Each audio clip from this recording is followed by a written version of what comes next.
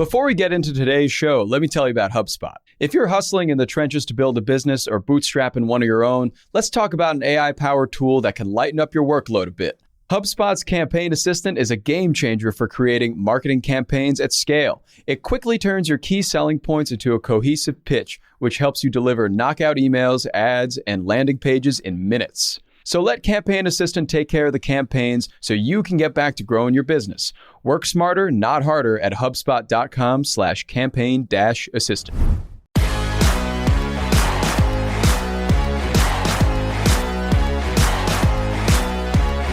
I'm Zachary Crockett. And I'm Mark Dent. You're listening to a special edition of the Hustle Daily Show.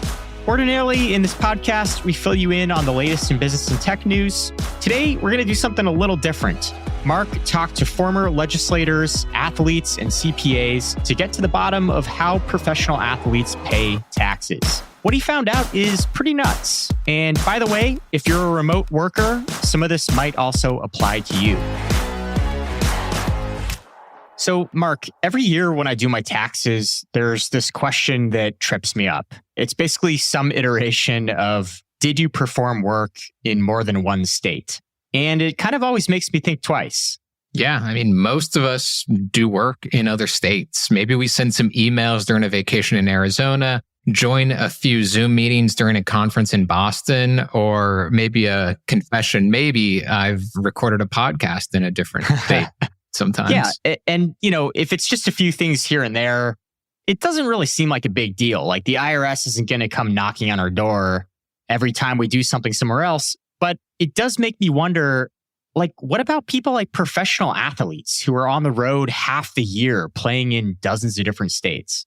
They have to pay taxes in almost every single state that they play in. What? Are you serious? Yes. So think about the NFL. When the Chiefs were just in the Super Bowl in Arizona, when the Eagles were at the Super Bowl in Arizona, right, they have to pay wage taxes for that state. They're called jock taxes. And for a few decades now, athletes have been waging a war against them. Why don't you just tell us what a jock tax is in simple terms? Yeah, it's essentially a tax that's charged on athletes for working in a state. It's charged on their wages for that day. And it's the same amount percentage-wise that state would charge anyone who works there, whether they reside or visit or whatever. Gotcha. So if I'm paying a jock tax in California, the state tax is 9%, the jock tax will be 9%. Yes, exactly. And it would be the highest income earner tax because a lot of states, of course, have, different percentage levels. But whatever that highest range is, that is what the athletes would pay. Sure. So as we said, we all do a little work occasionally in other states or cities. If you're a nurse practitioner or graphic designer, you might be doing something somewhere else.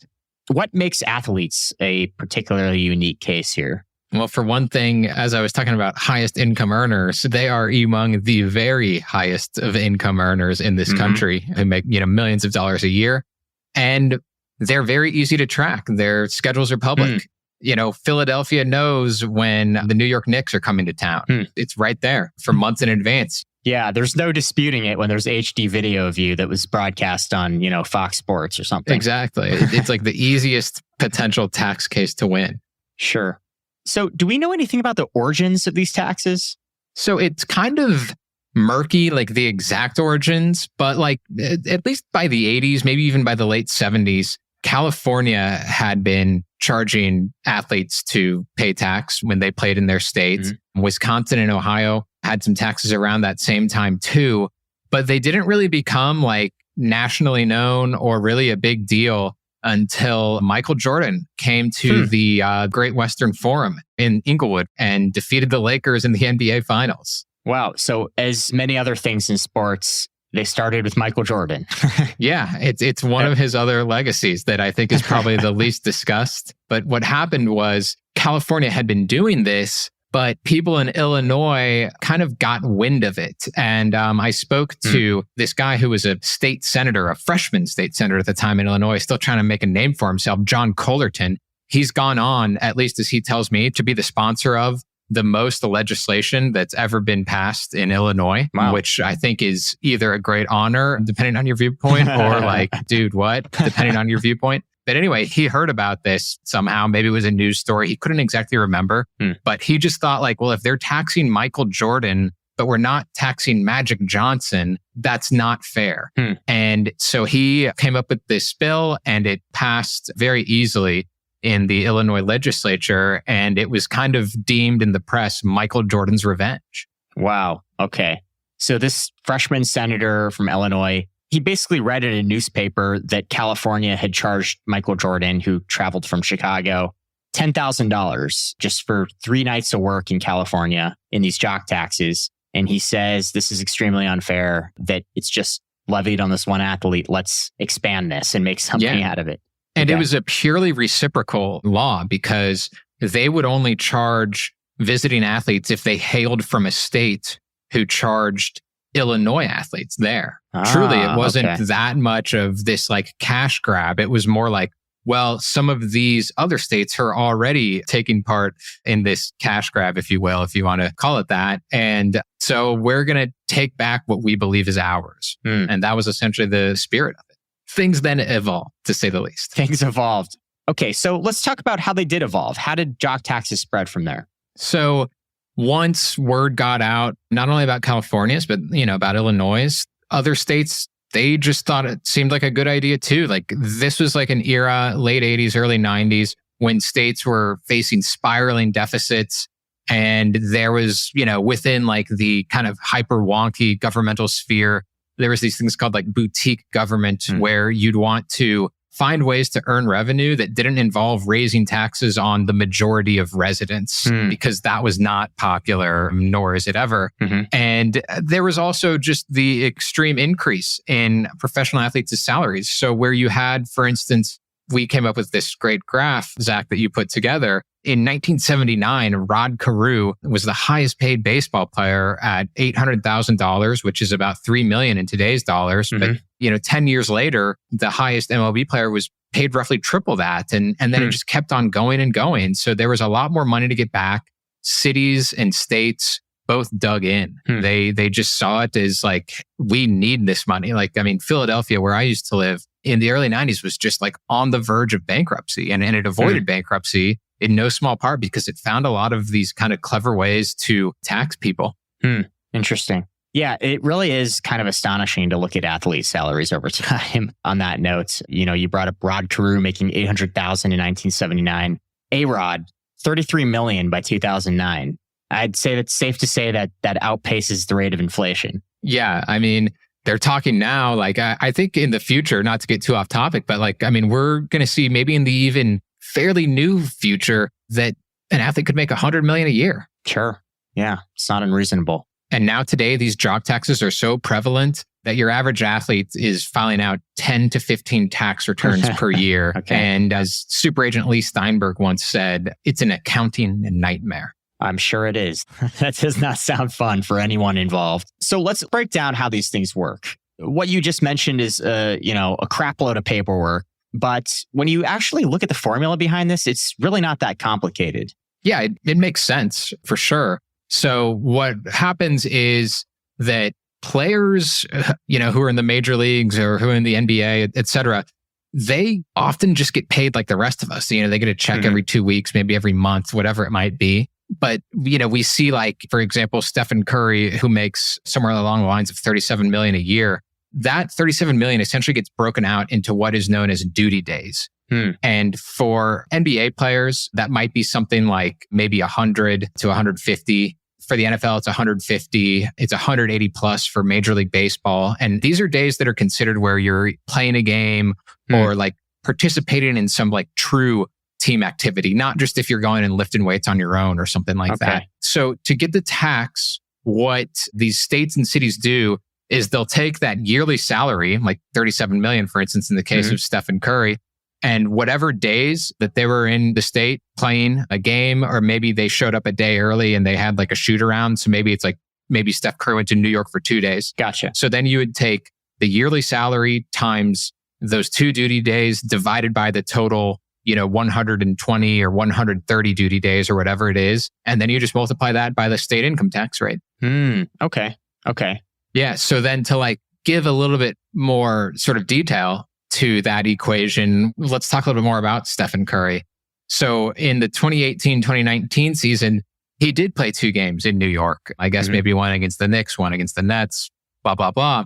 And so New York has a 6.85% state tax for high income earners like Curry and a 3.65% in the city. So for those 2 games, he ended up being taxed $95,000. Jeez. Okay. Yeah, this Curry breakdown is pretty astonishing when you look at it. I mean, 37.4 million during the 2018-2019 season. Yeah. And you can sort of break down all these jock taxes he paid. Of that 37 million, he paid 945,000 in jock taxes. And I don't even know how many, this is like at least 15 different states here listed out, like 95,000 in New York for 2 games, 90,000 in Oregon for 2 games, 89,000 in Minnesota for 2 games. It just goes on and on. Colorado, 2 games, 42,000. North Carolina, just for 1 game, 25 grand in taxes. Yeah. 1 game in Ontario, 246,000 though, because they got that big 55% tax rate. That is astonishing. Okay. So if I'm a pro athlete, I kind of do not want to go play in Canada. Yeah. The advent of the Canadian basketball teams, RIP the Vancouver Grizzlies and the current Toronto Raptors has definitely led to an extra headache for the NBA. Okay. Getting traded to the Raptors is not a good thing for taxes, at least. Yeah. So a couple years ago, one of Andrew McCutcheon's tax returns actually leaked on the internet. Andrew McCutcheon, pretty famous pro baseball player for the Pittsburgh Pirates, I think at the time. And you can kind of see on this tax return in our article on thehustle.co, it breaks down what he paid in all of these states. So you'll see it's 1 pay stub. So it looks like our pay stubs. It has Medicare, city taxes. It has all of the things that our pay stub would have. But then it has a sort of Florida jock tax, Illinois jock tax, Missouri jock tax, St. Louis jock tax, and just these columns of extra fees that were incurred, extra taxes. These guys do make a lot of money, so it's kind of hard to feel bad for them. But when you see it on paper, they are paying like well over 50% of their income just in taxes. Yeah, and it's definitely a lot. And when you see that paycheck, it also kind of helps to explain how the teams help them out, right? It is still an accounting nightmare and they have to do a lot of work, or at least hire someone to do a lot of work come, March or April of every year. But their employer, just like our employers do, they withhold. And the employers know to withhold in every one of those states. And so that at least makes the process a little bit smoother in that, each of these teams usually have staff who are like compliance people who handle a lot of this stuff. Sure. By the way, that 2-week paycheck from McCutcheon, $427,000 in case you were wondering. Not bad. Okay. So given all the money that's taken out of the paychecks for these jock taxes, some cities and states, it sounds like, have maybe taken this a little bit too far and courted some pushback. They've been overzealous. Some of them. Tennessee, most infamously, I don't know how they ever thought that they'd be able to get away with this, but they charged a flat tax of $2,500 per game to visiting NHL and NBA players with the really defined purpose to improve their arenas. So it was kind of a tax, a flat tax, that's going to raise eyebrows to begin with. But then it was for this one specific purpose that the rest of the taxes, that's not how it works, right? In the rest of the state. And so, for Steph Curry, $2,500 per game, whatever. As we just went through, that guy has to pay a lot of money. Yeah, in other places. But there are NBA players who make the league minimum of $458,000 at the time. Back in 2009. It's not a whole lot higher than that now, but that would exceed the amount of money they made for a day. Okay. So they paid more in taxes than they made to play that game in Tennessee. Ridiculous. Yeah. What became of that? It was really unpopular and it was repealed in 2014 after pressure from NHL and NBA players' unions. And the other kind of infamous jock tax is Cleveland. And we were talking about that duty day formula earlier. The key there, right, for an NFL team or something like that, or an NFL player, is that you divide the number of games that you're playing in that city divided by roughly 100 or 150, right? So it's a pretty large denominator. So Cleveland, instead of doing that duty day formula, they did it based on games played. So in the NFL, you only play around 20 games per year if you include the preseason. So instead of saying 1 divided by 100 or 150, it was 1 divided by 20. Yikes. And so you owed a lot more. There was a football player named Hunter Hillenmeyer who I interviewed, who he wasn't making a ton of money early in his career, or at least relatively speaking. And he realized that he owed $5,000 for a single preseason game. And in the NFL, the paychecks are kind of balanced in an odd way, where in the preseason, you don't really get paid your full salary. And so that week, he only made like $1,000, and yet he had to pay $5,000 to Cleveland. Wow. And so him and another NFL player named Jeff Saturday filed a lawsuit. They won. Cleveland had to reform its jock tax to do the duty days like everyone else. Okay. It sounds like athletes detest these. Yeah. We all hate our taxes, but athletes in particular really hate these jock taxes. It also sounds like, outside of these extreme cases, states and cities don't really benefit either. So who exactly loves these taxes? Who are they really benefiting? Basically nobody, except for a couple of parties, which I will get to. But first, so why nobody? So remember when Illinois first started to do this, it really was Michael Jordan's revenge, and it was reciprocal. And it was just like, we just want to get back what you guys have kind of taken away to these other states. But once everybody started doing that, it essentially became entirely reciprocal, where every state that has a state income tax has a jock tax now. And so what's interesting is that states don't want to double tax their athletes. That could lead to a lot of legal red tape. So that means when someone from the Chicago Bulls plays the Los Angeles Lakers, they only owe those taxes to California. And those 2 days of work that they normally would have paid in taxes to Illinois says, don't worry about it. We're going to give you a tax credit. So Illinois doesn't get that money, right? And so then when California players come and play in Illinois, okay, Illinois can charge those players, but that just means it's a complete wash, right? It ends up where these states that for the most part have the same tax rate, they just have to go through a lot harder work, a lot more complicated work to get the same amount of money that they would have anyways. Interesting. With a couple of exceptions. It's basically doing a lot of work to get the same amount of money for the sole purpose of sort of making it look perfect on paper. Yeah. And it's one of those things where because everybody is in the game, nobody can leave. Like Collerton, that state senator from Illinois, told me unless all the states ended it at the same time, it would be difficult for any one state to unilaterally disarm.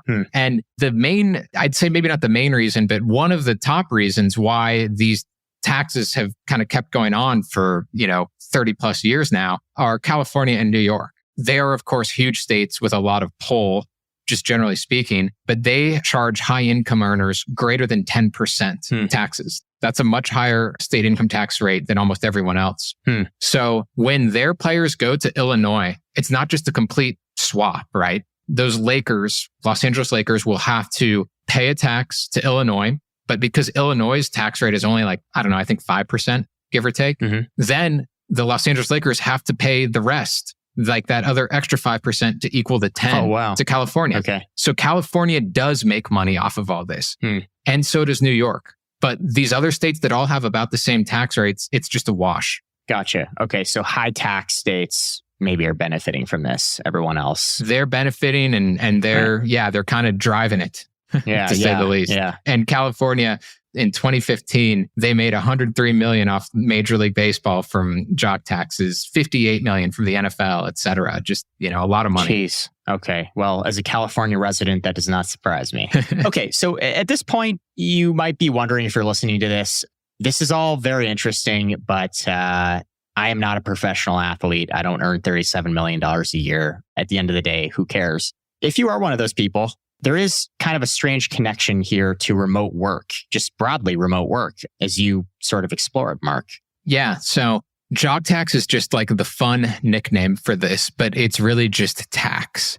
And Philadelphia is a good example of this because when they started to levy their jock tax, they also started to levy these same taxes against like doctors and dentists and lawyers and other well-paid professionals who were visiting the city, whether it was for like a conference or maybe they were out in the suburbs and came in for the day or whatever. And that's just to say that on the books in every state and in most cities are that if you come in and you do work, then you owe tax. There are 41 states in the US that charge income tax and around half require visitors to pay income tax if they work for just a single day in that state. Okay. Even if you're not a pro athlete. Even if you're not a pro athlete. The difference, like we were saying earlier, is that states tend to not bother with someone who's like a nurse practitioner or an engineer or something like that. But, they can bother with athletes because they're high profile. Sure. So that said, with more people working remotely and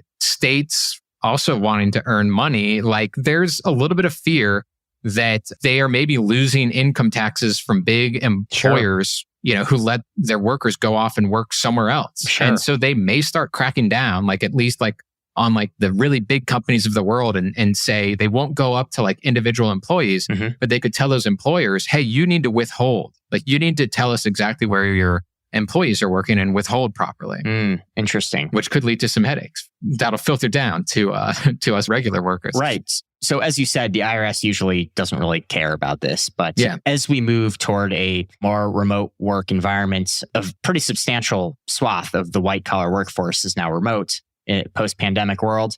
People might start caring a little bit more. I mean, if you're a big employer in California who has 10,000 employees, let's say, and 6,000 are living in other states, working elsewhere, filing taxes in their home states, California's not getting that money.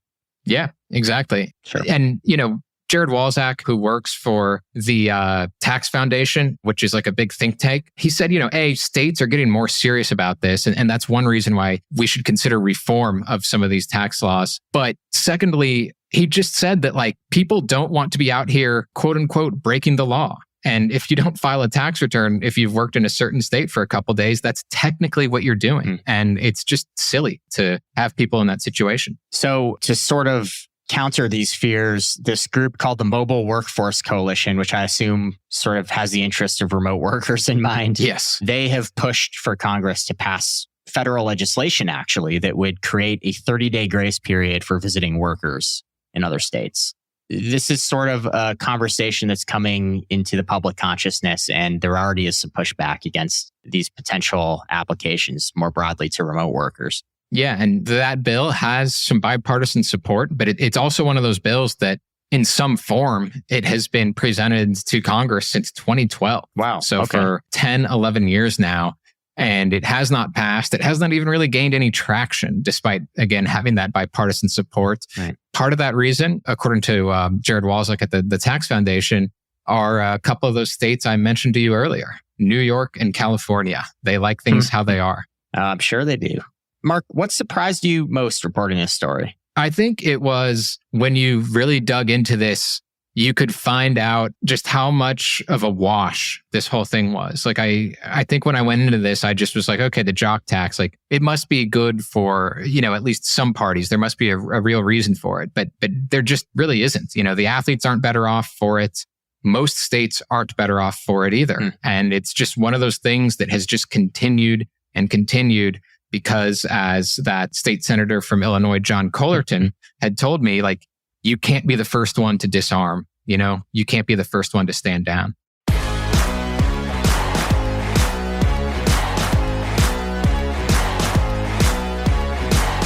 All right, that's going to do it for us today. Thanks for tuning into the Hustle Daily Show. We're a proud part of the HubSpot Podcast Network. Our editor today was Robert Hartwig, and our executive producer is Darren Clarke. We've got a lot more tech and business coverage for you in our newsletter. If you're not subscribed, go get yourself signed up at thehustle.co/email. That's thehustle.co/email. We'll catch you all tomorrow.